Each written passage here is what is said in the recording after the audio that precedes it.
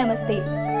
మీ ఇంట్లో పూజ, వ్రతం, బారసాల, అన్నప్రాసన, సత్యనారాయణ వ్రతం, వివాహం లాంటి ఎలాంటి శుభకార్యానికి కావలసిన పూజా సామాగ్రి అయినా, పురోహితులైన www.epoojastore.com ద్వారా మీ ఇంటి వద్దనే పొందవచ్చు.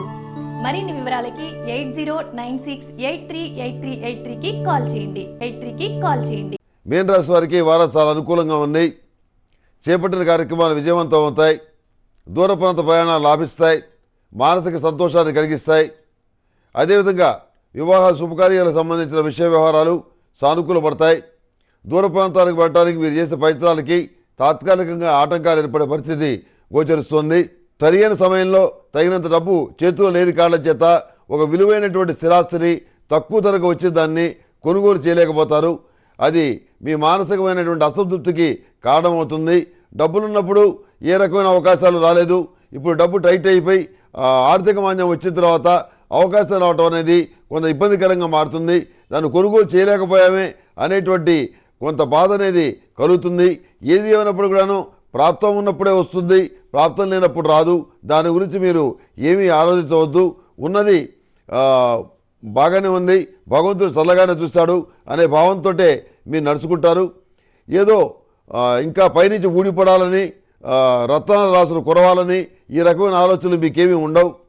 సంతానం సెటిల్ అయ్యి వాళ్ళెవరు వాళ్ళు చదువుకొని పద్ధతిగా ఉంటే చాలనేటువంటి ఒక కోరిక తప్ప ఇతరత్రా విషయాల్లో మీకు ఎలాంటి పట్టింపు ఉండదు. ఏది ఎలా జరిగినా కానీ భగవంతుడి దయ వల్ల జరిగిపోతుందని అనుకుంటారు. కానీ వాడు బాగున్నాడని, వీళ్ళు బాగున్నారని, వాడంతా సంపాదించాడని, వీడు అమెరికా పోయాడని, వాడు రష్యా పోయాడని ఈ రకంగా ఊళ్ళో వాళ్ళ విషయాలన్నీ ముందేసుకుని వాళ్ళ గురించి అసూయపట్టం కానీ బాధపడటం కానీ మీరు మీ చరిత్రలో ఉండదు. అందుకని ఈ వారం కూడా ఉండదు. అలాంటి ఆలోచనలు మీకు రానేరావు. ఏదో విధంగా మనం కష్టపడతాం, పని చేద్దాం, 10 రూపాయలు ఇస్తే చాలు, పిల్లల్ని బాగా చదివించుకుందాం, వాడు క్రమశిక్షణగా బుద్ధిగా ఉంటే మన జీవితానికి అదే చాలు, మనం చదువుకోవాలంటే చదువు ఏదైతే ఉందో వాళ్ళకి ఆ ఇబ్బంది లేకుండా వాళ్ళని చదివిద్దాం, వాళ్ళు బాగుంటే మనకు చాలు అనే పద్ధతిలో వెళ్తారు. ఉన్నంతలో మంచి సంబంధం కుదిరితే చాలు అనుకుంటారు. కానీ మీ ఇంట్లో వాళ్ళతో కూడా విభేదిస్తారు. విదేశ సంబంధం కావాలి, విదేశాల్లో ఇంజనీర్ అయితేనే కావాలి, విదేశాల్లో డాక్టర్ అయితేనే కావాలి, ఇంత హైట్ ఉండాలి, ఈ రకంగా మనిషి ఉండాలి అని కొన్ని కోరికలు మీ ఇంట్లో వాళ్ళు పెట్టుకొని వచ్చిన ప్రతి సంబంధాన్ని చెడగొడతారు. వాళ్ళు అడిగినటువంటి సంబంధాలు తీసుకురాలేక, వాళ్ళని ఒప్పించలేక మీరు చాలా బాధపడాల్సి వస్తుంది. కొన్ని మంచి సంబంధాలు ముందుకు వచ్చి చేసుకుందామని చెప్పి అనుకున్నా కానీ వీళ్ళ ఆటంకాల వల్ల ఆ పెళ్లి మీరు చేయలేకపోతారు. మంచి సంబంధం చేసుకోమంటే మాకు నచ్చలేదని చెప్పని 100 కారణాలు చెప్తారు. సరే ఇదంతా మనకు ఎందుకని చెప్పని అసలు ఆ విషయమే మాట్లాడకూడదని చెప్పని నిర్ణయం తీసుకొని మీరు కామ్గా ఉంటారు. భగవంతుడి దయ వల్ల అనుకోకుండా వాళ్ళకు సంబంధం నచ్చుతుంది, మంచి సంబంధం కుదురుతుంది. మీరు అనుకుంటారు పోనీలే నా ప్రమేయం లేకుండా వాళ్ళే నిర్ణయించుకున్నారు, దేవుడు మేలు చేశాడనుకొని ఘనంగా వివాహం చేద్దామని చెప్పి అనుకుంటారు.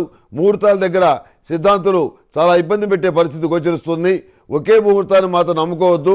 ఒక 2కో 3కో చూపించి ఆ ముహూర్తం బాగుందో లేదో ఒకసారి పరిశీలన చేసుకొని వివాహం చేయటం అనేది చెప్పదగిన సూచన. ఎందుకంటే ఈ మధ్య దుర్గణితం పేరుతోటి కొంతమంది సిద్ధాంతులు జనవరి 27వ తేదీన శని ధనుసు రాశిలోకి మారుతుంటే అట్లా మారట్లేదు, ఫిబ్రవరి దాకా వృశ్చికంలోనే ఉంటాడని ఒక వక్ర భాష్యం చెబుతున్నారు. దీనికి సంబంధించి నా యొక్క అభిప్రాయం ఏం చెప్పాల్సిన అవసరం లేదు.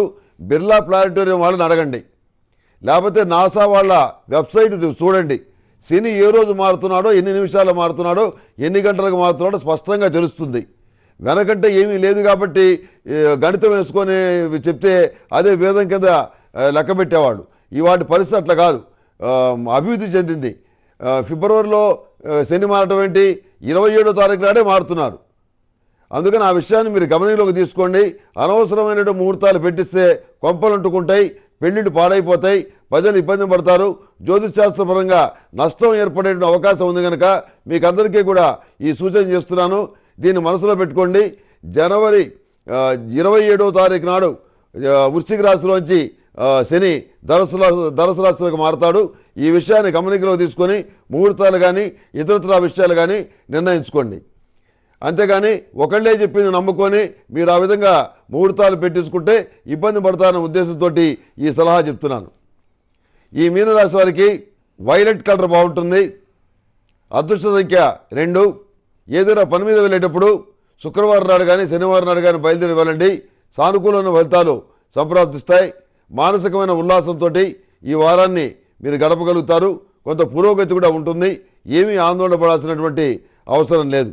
మీనరాశి వారు ప్రతిరోజు కూడాను అష్టములుగా తైలతోటి మహాలక్ష్మీదేవి దగ్గర లక్ష్మీ తామర వత్తులతోటి దీపారాధన చేయండి. మరింత మంచి ఫలితాలు సంప్రాప్తిస్తాయి. అదేవిధంగా దైవికమైనటువంటి పొడితోటి ఉదయం సాయంత్రం గృహంలోనూ వ్యాపార ప్రదేశంలోనూ పొగవేయండి. దరిద్రాలన్నీ పోతాయి. మానసికమైన ప్రశాంతత కలుగుతుంది. మేషం నుంచి మీనం వరకు ఉన్నటువంటి 12 రాసుల వారికి శుభతిథి గంటల పంచాంగ ప్రామాణికగా నా పరిజ్ఞానం సహకరించిన మేరకు ఈ వారం రాశి ఫలితాలు తెలియజేశాను. సర్వే జనా సుఖినో భవంతు. ఓం శాంతి శాంతి శాంతి.